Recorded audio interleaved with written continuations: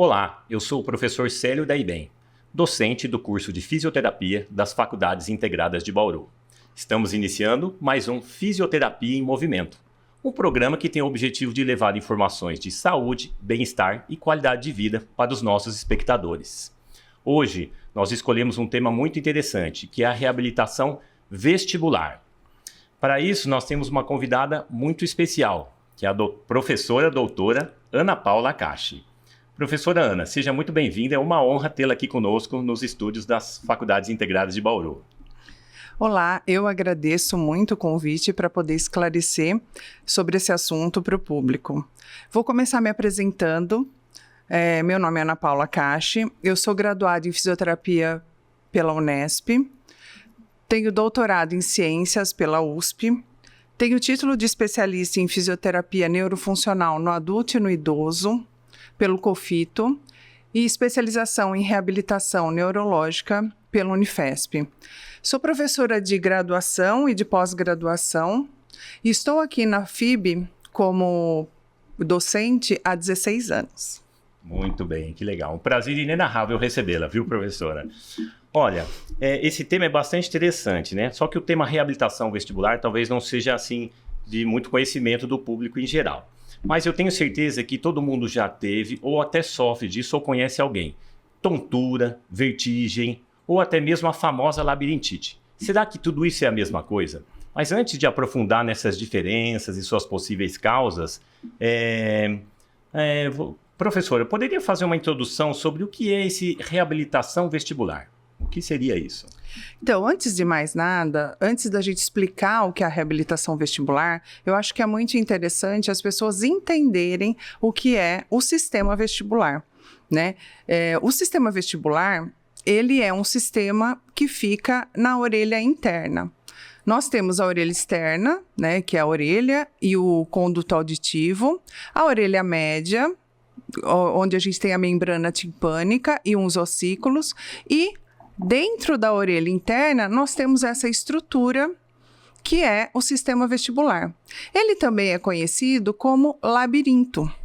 Ele tem a cóclea, ele tem aqui os órgãos otolíticos e aqui nós temos 3 canais semicirculares. Tanto os órgãos otolíticos quanto esses canais semicirculares que formam o labirinto, eles vão detectar movimento. Então, eles funcionam e detectam movimento. Os 2 órgãos otolíticos que estão aqui, eles vão detectar a aceleração linear. Então, quando a gente está andando, né? Então, na horizontal, dentro do carro. Quando nós estamos dentro do elevador, então uma aceleração vertical, também são esses órgãos que vão detectar. Agora, todos os movimentos angulares, que são os movimentos que tenham rotação ou inclinação, a parte que vai detectar são esses 3 canais aqui, que são os canais semicirculares. Então, ele funciona assim. É importante ressaltar que é um sistema que funciona por movimento. Então, ele é estimulado por movimento. Além disso, ele tem uma ligação direta com os olhos, toda a musculatura dos olhos e a musculatura responsável pela postura, pela manutenção da postura contra a gravidade. Muito interessante. Olha, eu tenho um dado aqui da Organização Mundial da Saúde que diz o seguinte, que de acordo com a OMS, a tontura, que é uma sensação alterada de equilíbrio e posicionamento, faz parte do cotidiano de cerca de 30% da população. Então, é bastante frequente, não é? E você comentou, falando do sistema labiríntico, né? E eu me lembrei aqui da minha avó, que se queixava que tinha labirintite. Só que isso faz muito tempo, né? Eu não sei se esse diagnóstico era o correto na época, e inclusive se o tratamento, a abordagem era a mesma na época, né?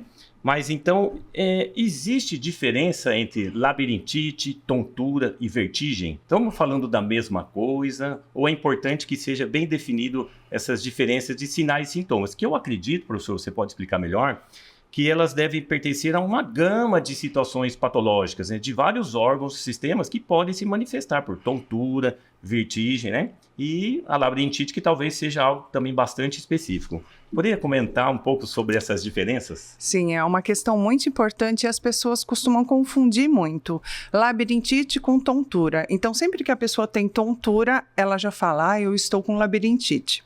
Né? Lá, a labirintite, ela é uma condição de saúde, né? Então, ela é uma doença rara, e é uma doença grave. Sempre que a gente tem a labirintite, que é uma inflamação do labirinto, a pessoa também vai ter queixa auditiva. Então, ela vai ter alteração auditiva junto. E é uma doença rara. Mas esse nome, labirintite, acabou se popularizando entre as pessoas, né? Então, sempre que elas têm tontura, elas já relacionam com o labirinto. Né? Porque ele tem muita relação com vertigem, realmente. Mas são totalmente diferentes, né? Então, a labirintite é uma condição de saúde, é uma doença. A tontura é um sintoma. E a tontura, ela é uma sensação de desorganização espacial. Então, a pessoa, ela pode se sentir um pouco leve. Às vezes, ela fala, eu tô leve, eu tô com a cabeça vazia. Não, eu estou com a cabeça muito cheia. Ela pode relatar escurecimento da visão. Então, tudo isso pode ter relação com a tontura, essa dificuldade de se organizar no espaço. Agora, a vertigem, ela já tem mais relação com você estar parado e você sente rodar. Tanto pode ser o ambiente rodando, quanto você sentir que você está rodando, mas você não está. Você não está fazendo nenhum tipo de movimento, né? Tanto a tontura quanto a vertigem, elas podem vir acompanhadas de outros sintomas, né? Elas podem vir junto com ânsia, enjoo e até vômito.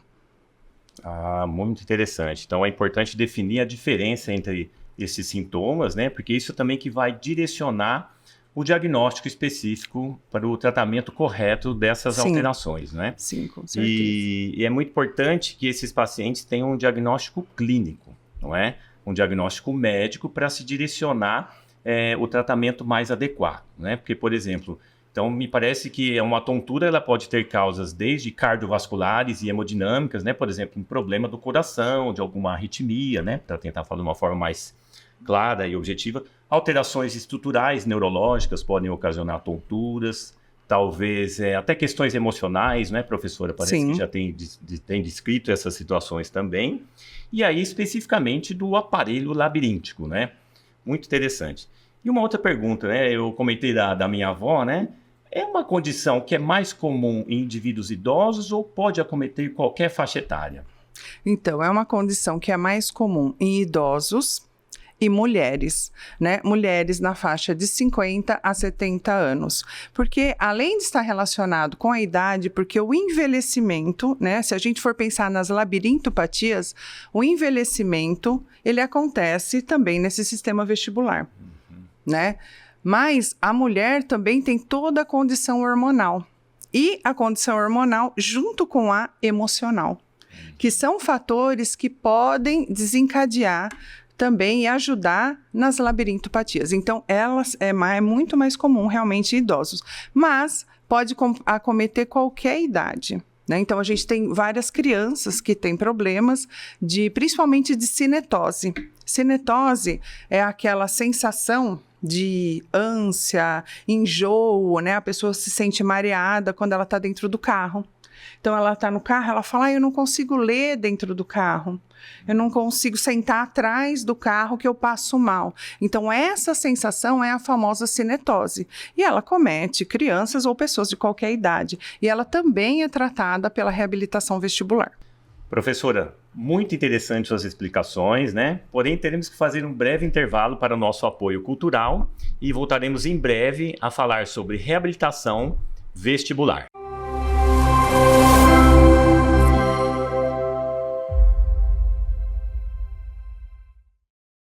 Ingressar na faculdade é uma das principais etapas da vida. O aluno chega com tudo: sonhos, desejos, muita expectativa e uma baita vontade de estudar. E a FIB vem com tudo também. Laboratórios completos, aulas 100% presenciais e cursos de excelência, sendo 4 deles nota máxima no MEC. Professores mestres, doutores e que atuam profissionalmente com aquilo que ensinam. Comece sem pagar mensalidade e trabalhe já nos primeiros anos. FIB. Vem com tudo. Inscreva-se fibbauru.br. Aqui estamos na era da informação, em um planeta hiperconectado. O mundo moderno demanda estruturas e serviços que rompam barreiras e transformem vidas. Crescer é evoluir, chegar mais longe acompanhando de perto cada detalhe, em cada lugar e a cada projeto, entregar além do que se espera. A LPNet é fibra ótica, é o presente e o futuro.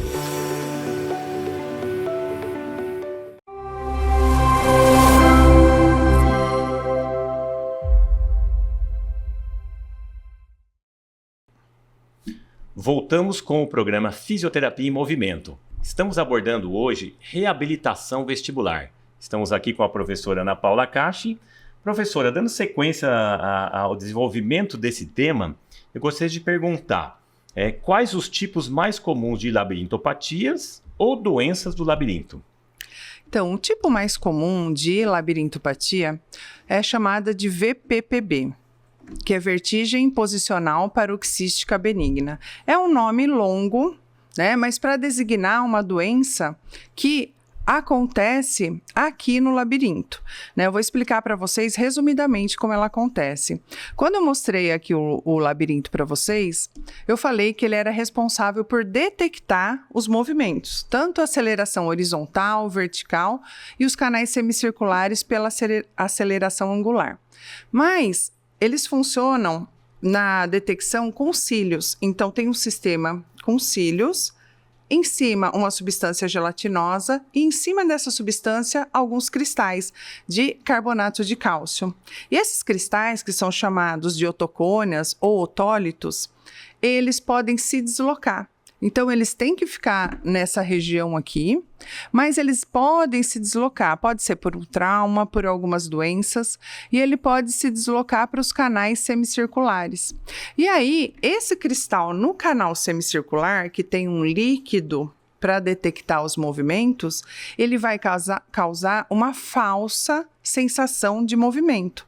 Então, quando a pessoa estiver parada, ela vai ter a sensação de que ela está em movimento. Ou então que o ambiente está se movimentando.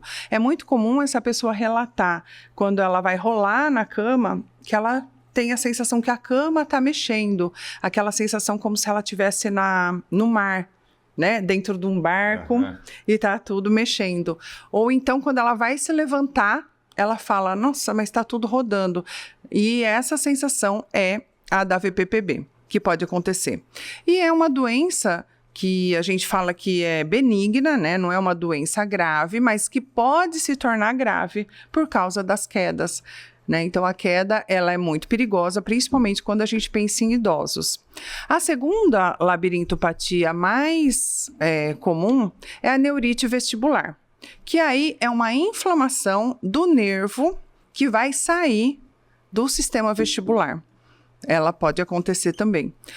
E a outra é a doença de Meniere, que aí já é um aumento é uma hipertensão aqui do líquido que fica nos canais semicirculares. Então, a doença de Meniere, ela sempre vem acompanhada também de problemas auditivos e também tem cura com a reabilitação vestibular. E uma que eu já tinha falado anteriormente, que é a cinetose, né? Que é aquela sensação, né? Quando a pessoa tem ânsia, acaba até vomitando, então ela também pode ser tratada com a reabilitação vestibular, entre outras. Muito bem. Diante dessas explicações, né, então me parece que os diagnósticos são vários, né, e distintos, e precisa do colega médico, que é quem tem a atribuição para fazer esses diagnósticos. E agora muitas dessas condições são tratadas por meio então da fisioterapia, do que a gente chama de reabilitação vestibular, não é? como que é feita essa reabilitação vestibular e como que seria a avaliação desse paciente dentro dessa especialidade reabilitação vestibular? Certo. Então, é importante falar que como que a gente vai chegar no sistema vestibular para ver se ele realmente está com problema, qual que é o problema, qual que é o lado, porque nós temos um sistema vestibular, um de cada lado da orelha interna, e eles funcionam como espelhos. E a gente fala que os olhos são a janela para o labirinto. Não é a janela para a alma, que no caso vai ser a janela para o labirinto. Porque, como eles têm ligação direta com a musculatura responsável pelo movimento dos olhos, nós muitas vezes avaliando, fazendo testes e vendo o movimento, a motricidade dos olhos. E pelo excesso de movimento, que pode ser um movimento involuntário, que é chamado de nistagmo, ou a falta de alguns reflexos dos olhos e alguns movimentos, nós podemos chegar a um diagnóstico, né? Saber se é uma VPPB, que lado que é e qual canal, né, que vai ser comprometido. Para isso, nós temos manobras que a gente faz para avaliação, né, além de avaliar os movimentos dos olhos, e também temos testes de equilíbrio, para ver como que está o equilíbrio, porque o sistema vestibular é um dos órgãos relacionados com o equilíbrio, né? Então, para a gente ter o equilíbrio, nós precisamos de vários sistemas agindo junto. Toda a parte sensorial precisa estar junto, principalmente o que a gente chama de propriocepção, que é a capacidade de você sentir a posição ou o movimento de cada parte do seu corpo, o sistema vestibular, o cerebelo. Então, são vários órgãos, a visão, né? Imagina quando a gente não tem a visão, já compromete o equilíbrio. Então, são vários sistemas juntos para a gente ter o equilíbrio. Então, a gente acaba avaliando todos esses sistemas para chegar num diagnóstico ali, no caso, um diagnóstico fisioterapeuta, para escolher o melhor tipo de tratamento. Ok. Eu imagino, né, como essas labirintopatias, elas são uma agravante para o risco de queda, então, né? Porque o idoso por si só, isso é um problema também mundial, né? E alarmante, né? Que é queda em idosos, isso tem um custo bastante importante para os sistemas de saúde, né? E inclusive risco de morte potencial, né? Pelo risco de queda. Então, o idoso já tem essas agravantes do próprio processo de envelhecimento, e aí a labirintopatia é um componente a mais que é importante que seja abordado e tratado para também evitar esse risco de queda, né? E falando ainda em reabilitação, por que as pessoas ainda desconhecem esse tipo de tratamento? Porque a fisioterapia é uma profissão que, apesar de jovem, né? A fisioterapia tem décadas, né? Mas é uma profissão que ela encampou muitas áreas da saúde, né? Eu sou fisioterapeuta intensivista, né? Eu trabalho em unidade de terapia intensiva. Isso, por lei, é obrigado a ter fisioterapeuta em UTI. Assim como na ortopedia, na neurologia, né? Pediatria. E é uma profissão jovem, que encampou muitas áreas em tão pouco tempo. Mas me parece que ainda a reabilitação vestibular ainda não está no senso comum das pessoas. Por que as pessoas ainda então desconhecem esse tipo de tratamento, Ana? Sim, porque a reabilitação vestibular, ela é relativamente jovem, né? Ela foi aprovada como uma especialidade pelo COFITO em 2012. Então, é recente, que ela começou a fazer parte do COFITO como reabilitação vestibular, como fisioterapia vestibular, reabilitação labiríntica. Então, todos esses nomes são sinônimos. Então, foi só em 2012. E hoje, aqui no Brasil, nós temos poucos profissionais que são capacitados para fazer a reabilitação vestibular. Então, eu acredito que é até por isso que ainda ela seja pouco conhecida no meio. Então, eu imagino que é uma formação complementar à graduação, né? Sim. Os graduados em fisioterapia depois vão ter uma formação, né? Quem se interessar pela área, que é uma especialização em reabilitação vestibular. Sim, as pessoas têm que ter essa especialização em fisioterapia neurofuncional, porque toda a parte de sistema vestibular envolve muito esse conhecimento, tanto do sistema nervoso periférico quanto do sistema nervoso central, e como tudo isso funciona e como está interligado para que você consiga fazer uma boa avaliação e formular uma boa conduta de tratamento. Muito me parece que historicamente essa abordagem remonta da década de 40, é isso? Sim, eu estava até comentando aqui no início que os primeiros exercícios foram feitos por um fisioterapeuta e um médico na década de 40, né, 1940, e são exercícios que são usados até hoje. Eram exercícios específicos para reabilitação vestibular e eles são usados até hoje. Muito interessante, né? É isso aí. Ana, quem que está apto para realizar esse tipo de intervenção? Então, primeiramente tem que ser, né, uma pessoa mais voltada, uma pessoa que tenha especialização em fisioterapia neurofuncional, né, principalmente essa parte de reabilitação vestibular, tenha bastante conhecimento de neuroanatomia, neurofisiologia, para conseguir fazer uma boa avaliação. A avaliação ela é muito importante. Se a avaliação ela for feita corretamente, o fisioterapeuta vai conseguir fazer o diagnóstico correto e vai conseguir tratar, né?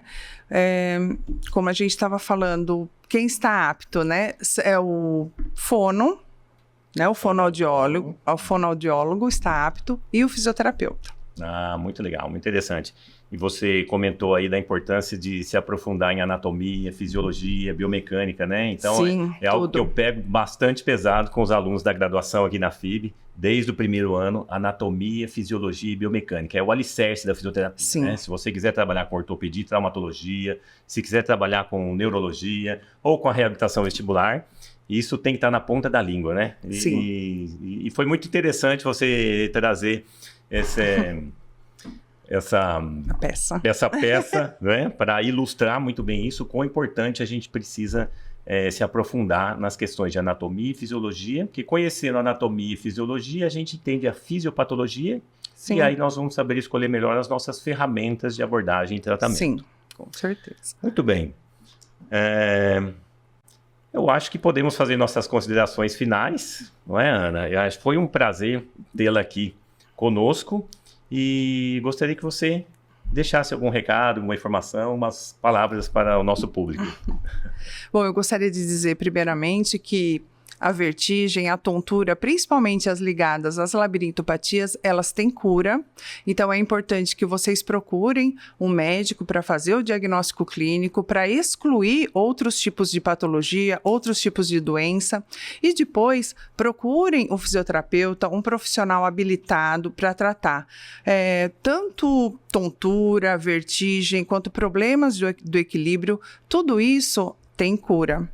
E quando você procura um profissional habilitado, essa cura vai ser muito mais fácil. Professora Ana, muito obrigado pela sua explicação, pela explanação sobre reabilitação vestibular. Foi verdadeiramente uma aula, tá? Eu quero agradecer em nome das Faculdades Integradas de Bauru. E estamos encerrando, então, mais um Fisioterapia em Movimento, programa da TV FIB vinculado ao curso de graduação em fisioterapia. Até a próxima, pessoal.